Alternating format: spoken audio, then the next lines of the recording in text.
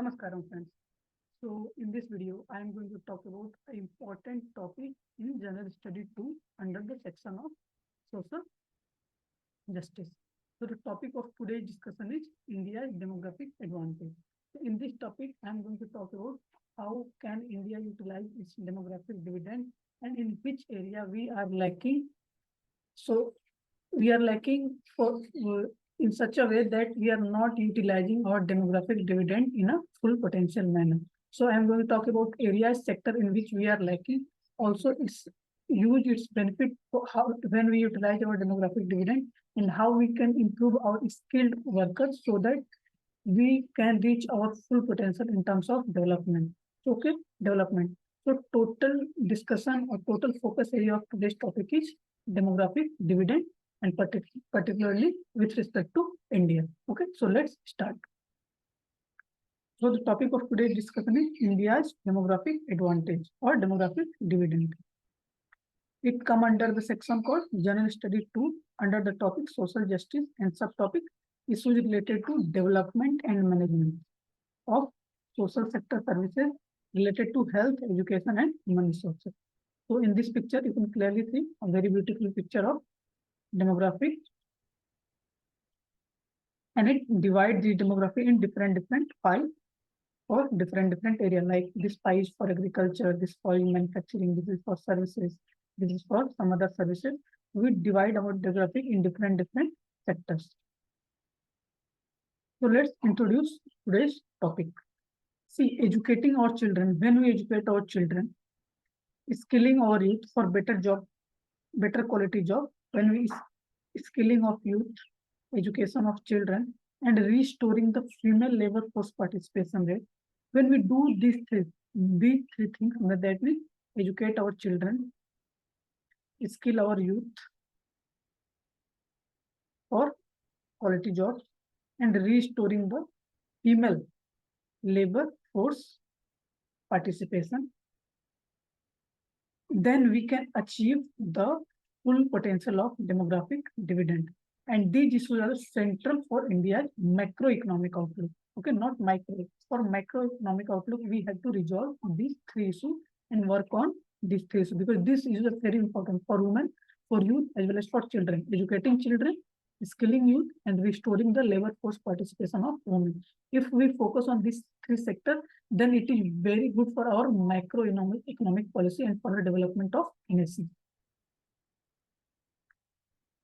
They affect our ability to achieve potential output without incurring inflationary pressure. Okay, so if we improve on this area, they can help us in achieving our full potential without incurring inflationary pressure. Okay, without the inflationary pressure, we can achieve our full potential growth with the help of improvement of these three sectors. So through this picture, you can clearly see education of children is primary requirement.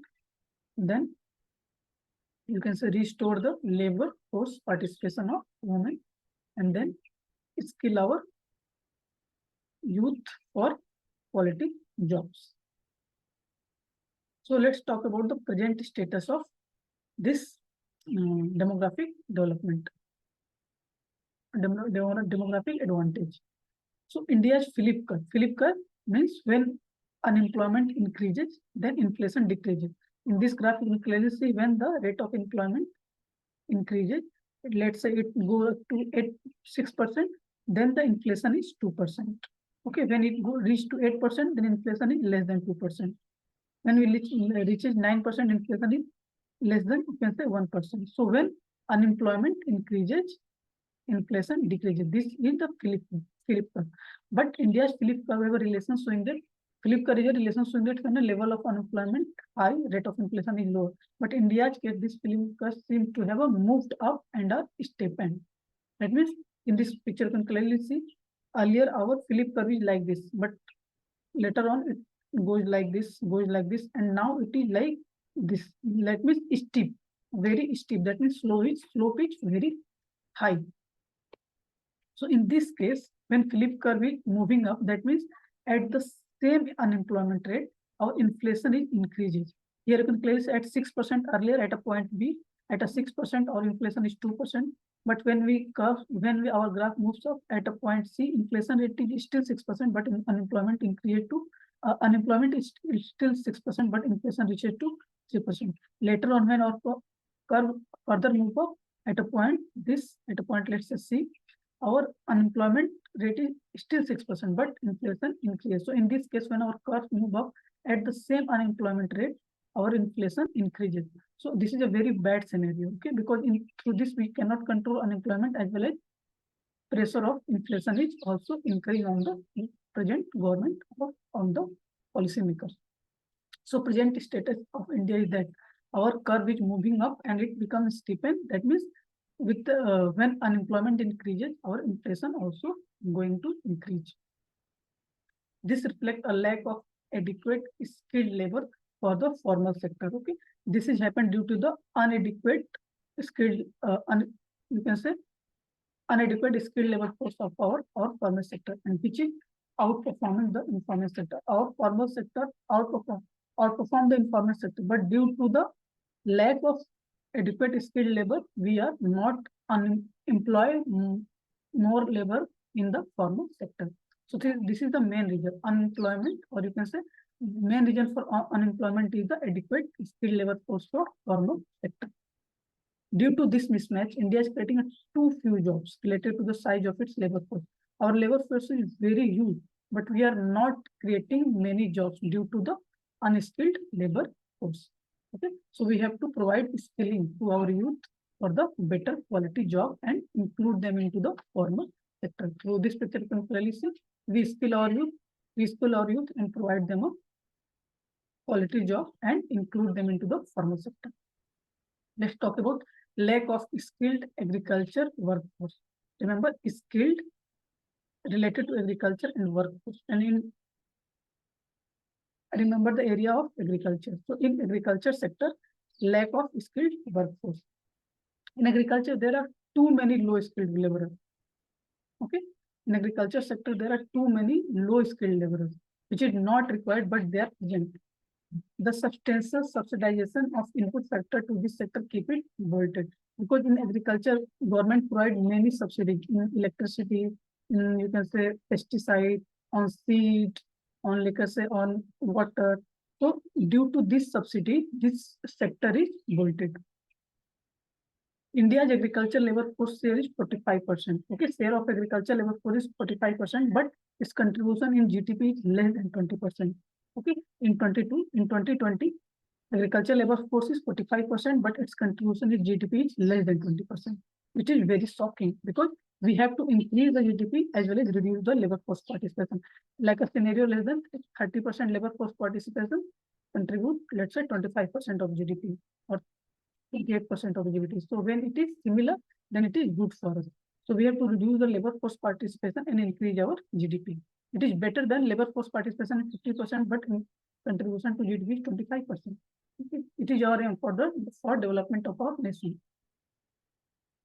It operates at low efficiency in terms of value addition per worker. Okay, so this sector, agriculture sector, operate at a low efficiency, because per worker, our value addition per worker is very less. When employed one worker in agriculture sector, its output is very low. It is not beneficial for this sector. So its efficiency is low.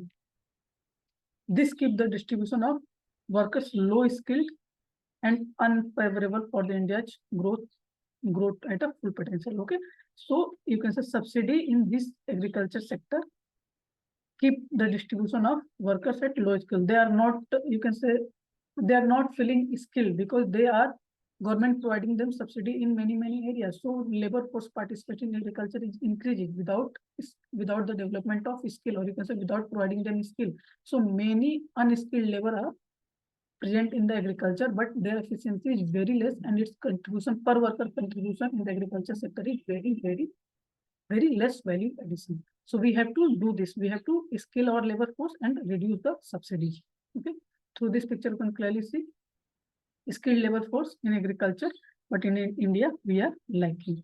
Okay.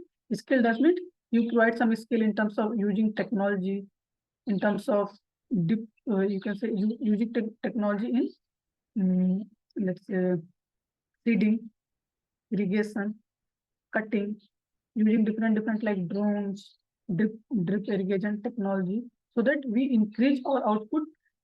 Labor requirement is less, our yield is increases, as well as GDP is increases. So with the help of skilled labor force, we increase our yield as well as increase our GDP and reduce the you can say unnecessary unskilled labor. Let's talk about education gap. Okay, because unskilled labor force, that means they are lacking in education. Labor persistence in low skill job is exacerbated by substantial education gap. Okay, laborers who are low skilled mainly because of the substantial education gap for the development of high skill labor. Okay, we are not producing high skilled labor because we are not providing them adequate substantial education, and it is a very main reason for the unskilled labor force. Some of the recent education gaps are due to the extended school closure during COVID lockdown. Okay, earlier there are many factors, but currently due to COVID, we close our school for 2 to 3 years, and it is also increased the education gap because our schools are closed, and this education gap led to the unskilled labor. The biggest impact of COVID year has to be on the India's female labor force participation. Labor force participation is a huge term, but in that male and female, and that COVID-19 impacted the female labor force participation much more than male labor force participation.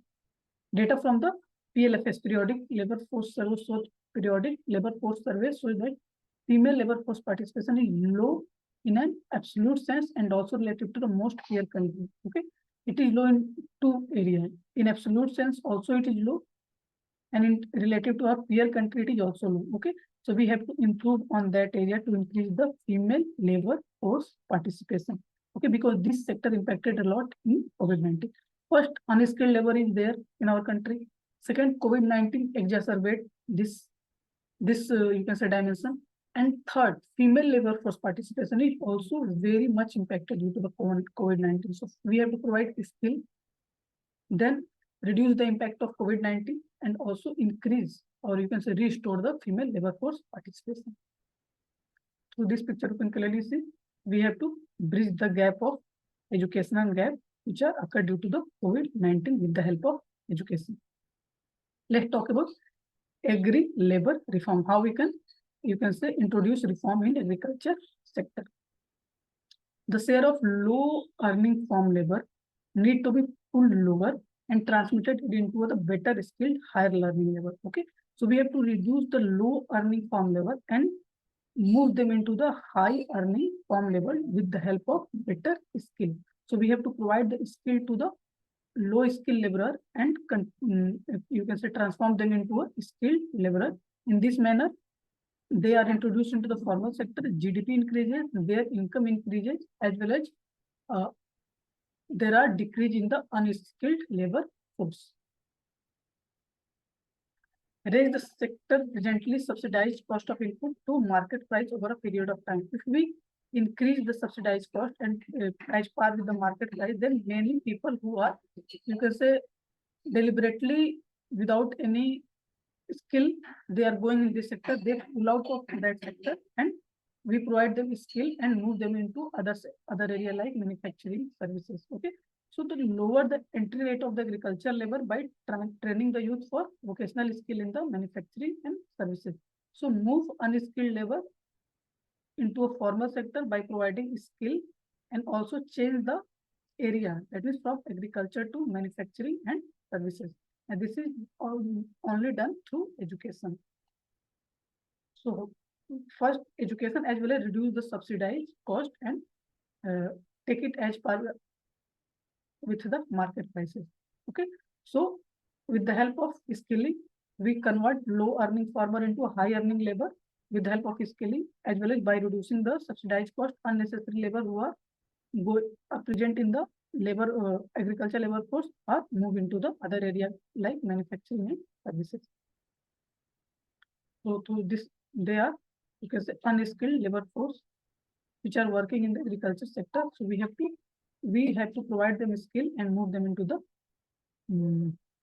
called skilled labor force and move them into the formal sector so that their income increases, GDP of country increases, yield of the product increases.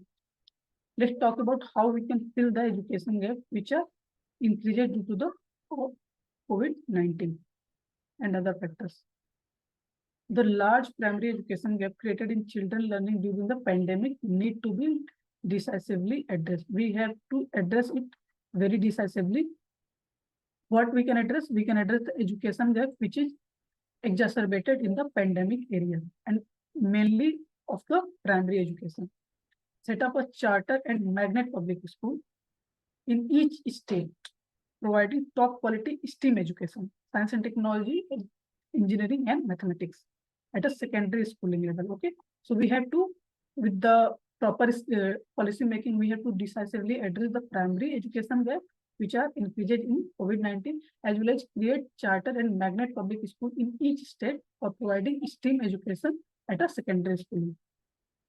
And this, you can say, magnet school, such type of school will help create a aspirational learning path for many less privileged children. Okay, so this, you can say, magnet school charter a path for the aspirational learning for many unprivileged, okay, or less privileged children. So through this picture, you can clearly see we provide a gap.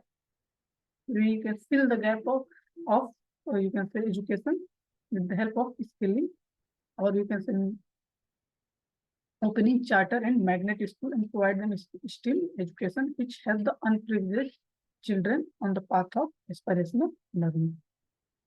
So skilling is very, very important. In the whole topic, you clearly see skill is more important for women, for labor, as well as for children. Skilling is the key factor. And in case of labor, we have to reduce the subsidy which are given in the agriculture sector, because we are we provide a substantially high subsidy in the agriculture sector. So we have to make them as par with the market sector. So how we can increase the female labor force participation rate? The call of the hour is to make it easier for women to join and join as well as remain in the labor force, especially in the urban area. Okay, it is a need of the hour to make it easier for the women to join as well as remain in the labor force, and especially in the urban area. Rural area it is easy, but urban area it is very difficult. So it is not so easy in rural area, but it is easy than urban area. Okay, so we have to make the policy and program in such a way that it become easier for the women to join the labor force participation and remain in it for a longer time, and especially in the urban area. And the following that means boost or increase, make it easier for women to enroll in the labor force participation. So this could make qualifying expense under CSR, corporate social responsibility. Okay, so if any company invest in these types of work where that sector make it easy for the inclusion of women force participation, so you can say qualify, we have to qualify that criteria under CSR so that company invest more in that area and making it easier for the women. Support for entities that provide education to girls, child, and skilling to the youth female population. Here it is talked about how we can promote CSR. So CSR, when any company invest in the area called education of the girl child and skilling to the youth female population, we have to consider that contribution under the CSR. Okay, just a minute.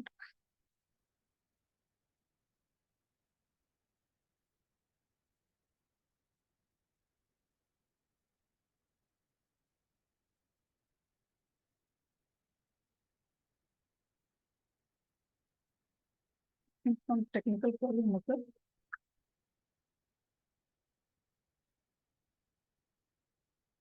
Yeah, sorry for that. Okay, so we have to first make it easier for women to enroll and remain in the labor force sector, and especially in urban area. And we, under this criteria, we have to include the CSR qualification in this area where in their form. Okay, so any company which work in this, invest in this sector,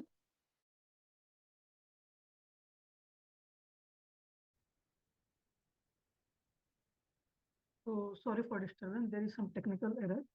So again, we are resuming our video from this point. Okay, increasing female labor force participation rate. So this is a time. This is a crucial time to make it easier for women to join and remain in labor force, especially in urban areas. So remember this point. I recorded this in previous video, but I think some technical error come and voice is not recorded properly. So I just repeat it and then move on to the another slide. So increasing female labor force participation. So first one is make it easier for women to join and remain in labor force, especially in urban areas. Okay. So especially in urban areas, do this thing. Because in rural area, this is also required, but in rural area, it is not so difficult than urban area. So prioritize urban area and then rural area. The following could be made qualifying expense under corporate social responsibility. So these 3 points, first, second, and third are included, or you can say qualifying criteria of CSIR. So these are related to support women entity that provide education to girl child and skilling to young. Remember, education to girl child and then skilling to young. If young female population, if any company of any organization do this thing, that means educate girl child and then provide skilling to young female, you have to consider that organization, that company under the CSR qualification. Second, maternity leave and primary caregiver relief for spouse. Okay, if any company give this to provide these types of facility, maternity leave as well as primary caregiver relief, then you have to consider these types of activity under the CSIR. And then this third one is quality child care facility in company premises in neighborhood to reduce the domestic burden of working women. Okay, that means if any organization provide quality child care facility so that they can reduce the burden of domestic women in nearby company or you can say in neighborhood, then we have also have to consider these under the CSIR funding. So that through if any company doing this thing and if we consider it under CSIR funding, then investment in that area increases and it is very good for the women and overall development of our country. Because in many areas, women are lacking. People are not noticing it, just read it and you can say ignore it. But no, this is a very, very problem. 50% of our population are not working properly, not doing their not utilizing their potential. So it is like a hindrance in our development of our country. So you have to, because in many parts of the India and you can say many parts of the world, people are focusing on generally in company, higher position in a company, higher position in government job, in political position in economy. They promote male, not female, even if they are equally qualified or more qualified than that. So we have to, you can say, diminish or you can say reduce the gender discrimination and promote women in education, in maternity leave, in you can say job promotion, and in other higher positions. Because maternity leave very related. Because if you give, you can say relief to women in terms of their work, also if you can give them some types of you can say relief in the maternity benefit, it that woman produces a new life which is a future of our country. So you have to provide some type leave. In government, there are 6 months leave, in some other country, 8 months leave, but we have to take care of the health of mother as well as child also because child is the future of our country. So we have to very, very specifically focus on women education, women birth, women, you can say higher position, women health, and as well as what types of decision they take, we have to respect that decision. Okay. So finally conclude. India must devote more attention to our children, youth and women to realize our demographic dividend fully. If we want to realize our demographic dividend fully, we have to focus on children, youth and women, their empowerment. Educate children, okay, skill our youth as well as uh, give women or you can say increase the participation of labor force participation of women. So through this picture, you can clearly see youth, children, and women. We have to focus on these three criteria, and for by focusing on these three issues, we are solving many problems in terms of utilizing demographic dividend in terms of development of our country. Okay. So I hope you love this video, you enjoy this video and gain some perspective, some knowledge out of it. And sorry for the disturbance because this is some technical issue. These are some technical issues and I cannot, you can say, spare this or you can say, I cannot avoid this. It's a technical error. So thank you. Thank you for listening. Keep learning, keep growing. Namaskar. Thank you.